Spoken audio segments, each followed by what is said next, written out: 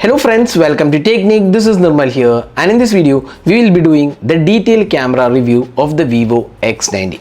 So Vivo has launched their latest flagship series, the Vivo X90, with the X90 Pro and the Vivo X90, two smartphones in this segment. And the Vivo X series is known for exceptional camera performance, and here once again we have a stunning camera setup on the Vivo X90. It comes with a 50 megapixel triple camera setup co-engineered with Zeiss.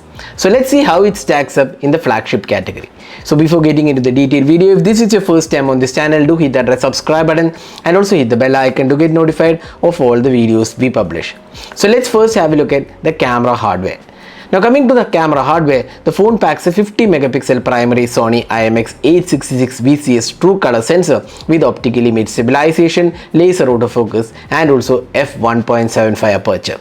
There is a secondary 12 megapixel ultra wide angle camera, and this is once again the Sony IMX663 sensor. There is also a third 12 megapixel telephoto portrait lens with 2x optical zoom, and this is again using the Sony IMX663 sensor. The front camera is a 32 megapixel selfie shooter with f2.0 aperture. So let's see how the camera performance is. First, let's have a look at the daylight shots. In daylight condition, especially in bright sunlight, the primary sensor is able to produce great details. With Zeiss partnership, the details and sharpness levels looks great. There is good details in the images, and this is evident when you zoom into the picture. Coming to the color reproduction, there is a bit of saturation issues and colors are definitely not natural but vivid. The dynamic range is pretty good but not very consistent, as it doesn't kick in even at auto mode. There is definitely some improvement needed here, and few images did end up underexposed and shadows are not very well resolved at times. In terms of daylight, the Vivo X90 does pretty good job in terms of detailing, except for the saturation issues, which can be fixed to an extent with Zeiss natural color mode. While the camera is still great for photography, but there isn't any substantial improvement in terms of hardware compared to the Vivo X80. Now moving on to the 12 megapixel ultra wide angle lens, here also you can see good details and the sharpness levels and details are really good. Here again the colors are similar to the primary camera, and there is a consistency in image color reproduction, but the colors tends to be a bit saturated. The sharpness levels are once again good for the ultra wide angle lens. The phone has a 12 megapixel telephoto portrait lens which can do 2x optical zoom, and here once again it does an impressive job in bringing details. The sharpness levels are once again good. Here are a few images shot with 2x optical zoom, and once again detailing and sharpness levels looks good.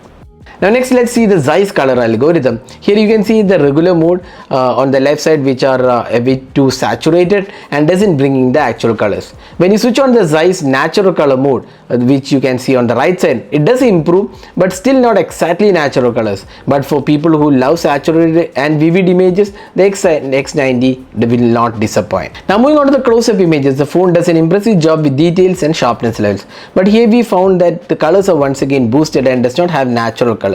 The detailing looks good though.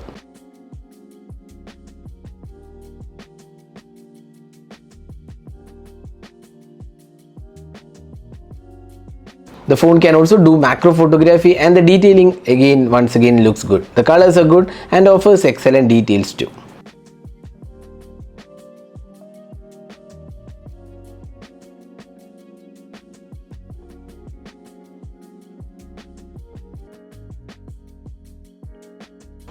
Let's move on to the portraits. The phone can do excellent portraits. Portraits is one of the strengths of X90 series. There is a wide range of bokeh options for portraits available in partnership with Zeiss. You can get biotar, sonar, planar and cinematic portraits, and the portraits are very good and edge detection is spot on. The skin tones are also very good.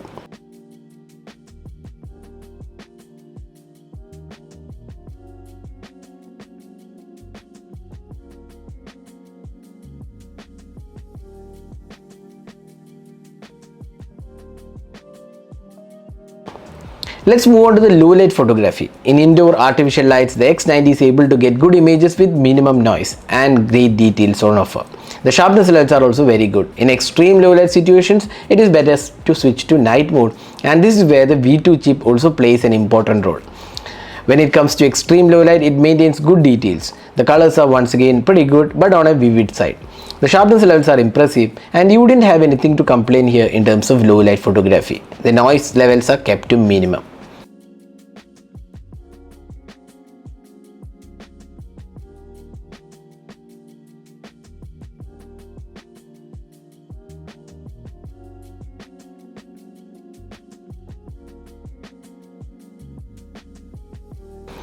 Finally, moving on to the selfie camera, the phone can take good selfies with 32 megapixel shooter. The skin tones are good and you can actually turn off the beauty mode and get sharp selfies with excellent dynamic range too.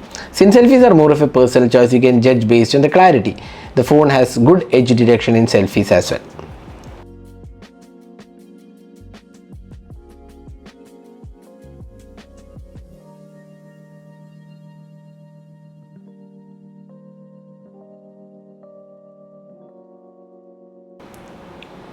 Now moving on to the video recording, the phone supports 4K at 60 fps with optical image stabilization. While the 4K 60 fps has OIS, there is no EIS on this video and hence it has a bit of movement but not a major concern though. The video quality is good and sharp but colors are once again vivid. When you shift to 4K 30 fps, this also supports EIS and the stabilization works very well. The colors are once again a bit on saturated side. The details are also great and so is the sharpness levels. So this is the 1080p 60 fps video taken using the Vivo X90. So you can see how good the quality is and also you can judge the sound output from the video on the Vivo X90. You can also do 2x optical zoom while recording and here once again it does a pretty good job with sharpness levels and details. The ultra wide angle camera can do 4K 30 fps with stabilization and once again it does a pretty good job.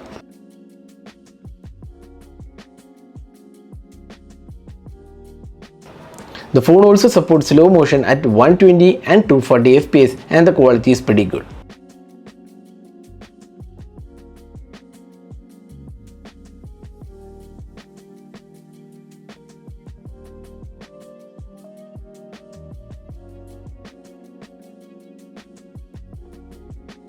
With Vivo X90 you can also get a lot of LUTs in the video recording which are pre-installed, which can be added to the video before you start it. They act more or less like filters and here you can see some LUTs added to the video in the X90 mode and they come pretty good.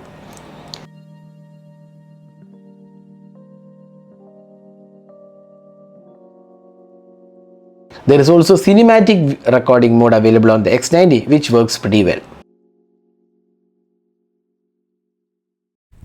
So this is the 1080p 60 fps video taken using the Vivo X90. So it does not support 4K recording for the front camera. So this is the maximum resolution and you can judge how good the experience is and also the audio output from the video recording. So this is the video recording taken using the Vivo X90 with the steady phase turned on. You can record only in 1080p at 30 fps with this mode. So you can see how good the experience is on this front camera. So summing up, the Vivo X90 has a good set of cameras you would expect on a flagship series. It can get you great details, good portraits, macros, excellent low light images and great option for video recording. But with just one issue, the color saturation. Vivo needs to fine tune the colors a bit more, especially if you want natural looking colors. The Zeiss natural color tuning does better job with colors though. If you are posting images on social media, the color tuning of Vivo X90 would be great. But if you want extremely natural colors, you might be in for a slight disappointment. But as a whole, the Vivo X90 has a good camera package with Zeiss partnership which won't disappoint users.